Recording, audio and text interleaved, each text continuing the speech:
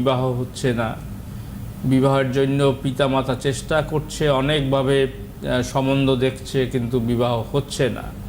আবার টাকা পয়সা খরচা করে বিবাহ দিয়েছে, কিন্তু সেই টাকা পয়সা খরচা করে এটা বিবাহ দেওয়ার পরেও সেই বিবাহটা টিকছে না, অর্থাৎ টিকলো না, বিবাহ বিচ্ছেদ।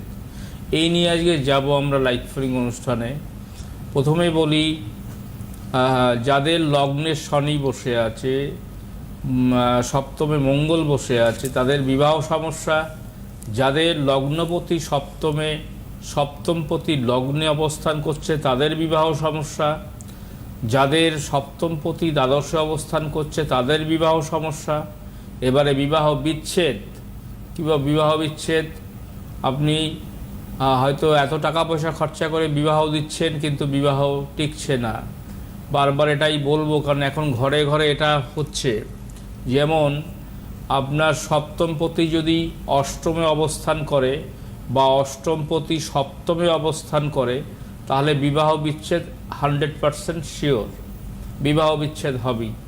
বা অষ্টমে শনি মঙ্গল কানেক্টিভিটি যদি থাকে, শনিযুক্ত মঙ্গল, সেখানে বিবাহ বিচ্ছেদ হবে। যদি দ্বাদশে যদি মঙ্গল এবং রাহু যুক্ত হয়ে যদি অবস্থান করে, তাহলে সেখানেও বিবাহ বিচ্ছেদ হবে।